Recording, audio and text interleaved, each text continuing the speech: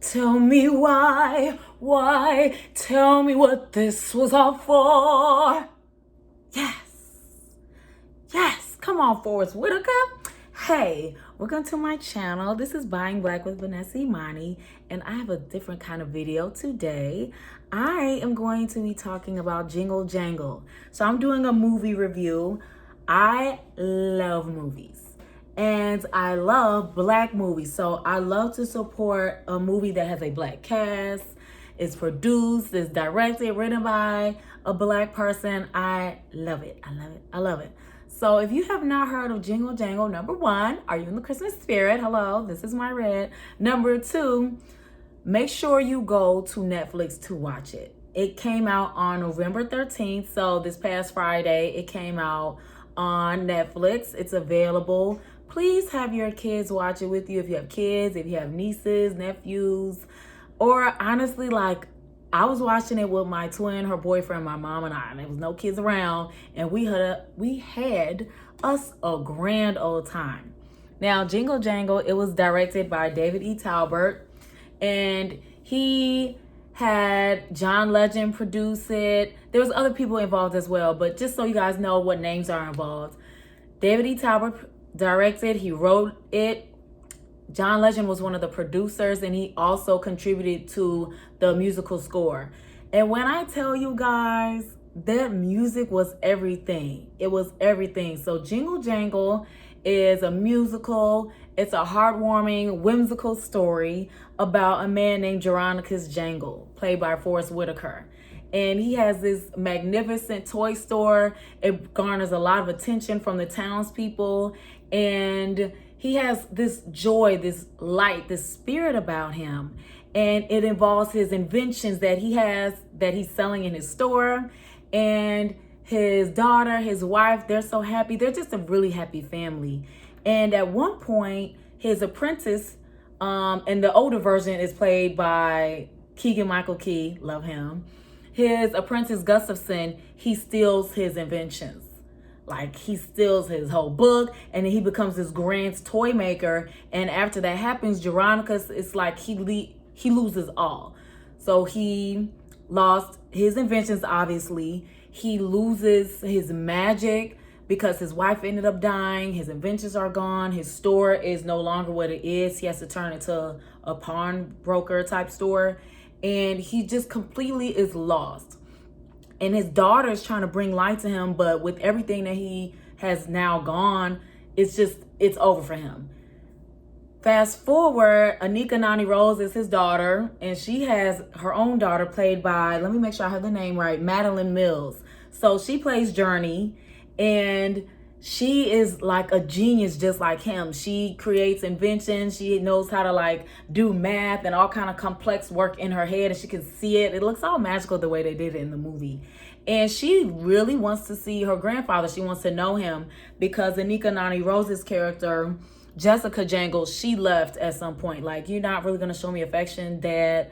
I've been trying to give you this light and hope and magic that's in me, because she was an inventor herself. She left, and, time moved on.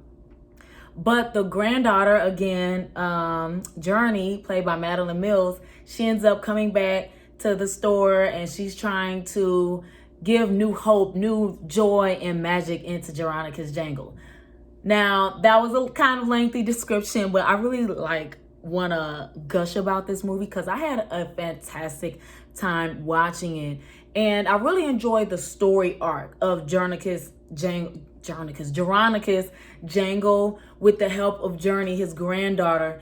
There's times where people in life are just at a loss. They have, dealt with sickness, or they dealt with grief, or whatever that's brought them down. And then there's something that happens, or somebody that brings that hope back to you, and that magic and that joy. And it's a great story. Again, it's definitely geared towards kids. But if you're an adult and you're like myself, you love movies, or you just love joyful things, joyful. Okay, anyway, then you'll have you a ball, okay? Let's get into more of the details. Who else is in the movie? Felicia Rashad. She plays Mrs. Jangle. In other words, I don't want to give it away, but she plays Mrs. Jangle. Okay, so Felicia Rashad is in it. Claire Huxtable. By the way, I was telling my boyfriend about who was in the movie. I said, Felicia Rashad. He's like, who's that? I said, Claire Huxtable. He's like, I said, the mom in the Cosby Show. He said, oh. So hopefully, guys, you know who Felicia Rashad is, or at least Claire Huxtable. But like I said earlier, it was written by David E. Talbert. And the cool thing when I was researching this was I found that it took him 20 years to have the idea, craft it, write it, get everything together, and then finally put it out in 2020.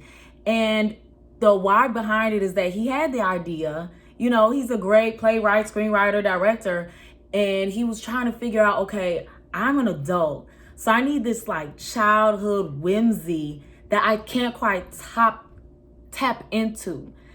With the birth of his son, y'all know I'm a scholar, look at my notes.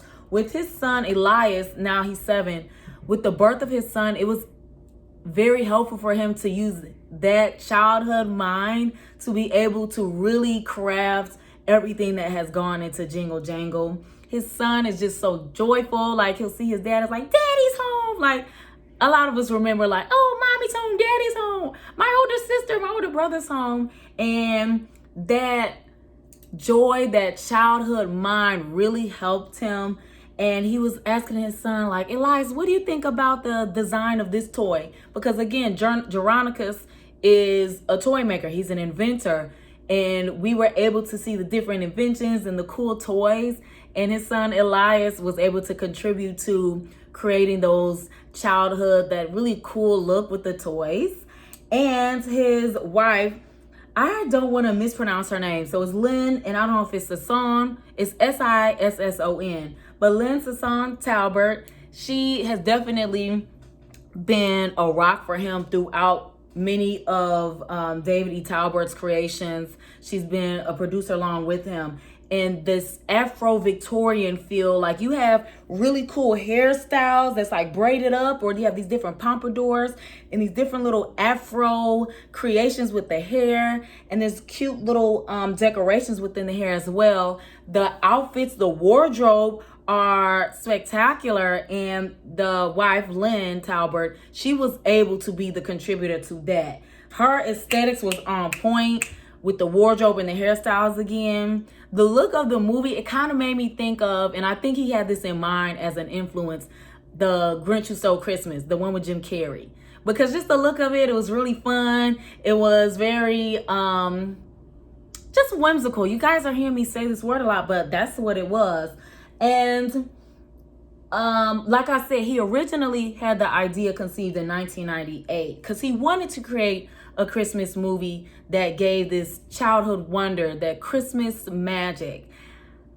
I'm very grateful for this movie. I could only imagine that if I was maybe 7 or even 10, hell, 14, if I was a kid watching this movie, I would have got this like really cool feeling.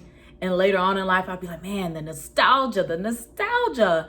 I'm very glad that kids today can appreciate this. No matter who you are too, like if you're white, Black, Puerto Rican, or Haitian, whatever you are, no matter your color, your ethnicity, you're gonna enjoy this movie.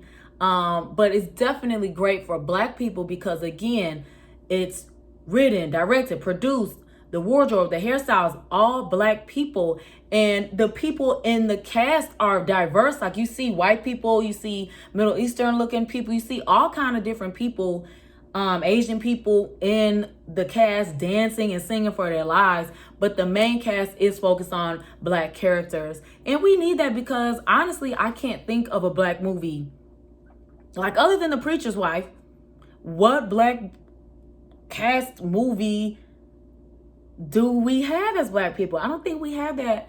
And it's glorious that we have such a joyful movie for us and our little kids. And again, everybody could benefit and have the time of their lives watching this. The choreography was they was jam. I'm like, oh, I need to be in that movie as well, getting my dance on. The music was great. And it was funny because I don't know why I didn't realize that it was a musical. I just saw Black people, Forest Whitaker, Felicia Rashad. I'm watching a movie. Anika Nani Rose, I mean, come on. So I was already into it, but then once the music started, I was like, oh snap, this is a musical. And I'm honestly not always a fan of musicals. I think a lot of times the music is corny, but this They turned it out. The instrumentation, the voices, everything put together musically was amazing in tandem with the spectacular choreography. John Legend and Philip Lawrence and whoever else was involved in the score did their thing. Forrest Whitaker, fun fact, he's a trained tenor. Like, he's operatically trained. He be singing for real, for real. And Anika Noni Rose, I mean, I haven't heard her sing in a while. Like, you know, we know her from Dreamgirls. We know her from a myriad of things. She was in the #1 detective ladies agency. So she acts, she sings very well. But like, I forgot. So when she sang it, like, ooh, ooh, ooh, ooh, it hit me. It hit me. Her voice was so big. Like I said, Forrest Whitaker sounded great. Keegan-Michael Key, he was singing too, and he was acting like I was feeling him, even though he betrayed Jeronicus. Gustafson was singing. And Madeline Mills as Journey, that little girl can sing. I'm excited to see what she does next. I'm excited to see what people have in the tuck coming up anyway. David E. Talbert, from one of the sites I was looking at, fastcompany.com, it was quoted that it's only up from here. Like, he's like, I'm not making an average movie ever again. Not that I don't think his movies were average, just me personally in the first place, but with such a high quality movie as Jingle Jangle, I'm excited to see what David E. Talbert has next. So ladies and gentlemen, I've gushed. I said spectacular, whimsy, and whimsical 1,000 times already. Please go watch Jingle Jangle, out now on Netflix. Watch it, rewatch it, tell your family and friends so they can watch it. And let's get this popularity up, because they already have a high percentage rate on Rotten Tomatoes for how much people liked it. But let's just keep it up, because this is a great family movie, especially for Black people, because we need this whimsy. We need this magical for our youth and for ourselves too. Love you.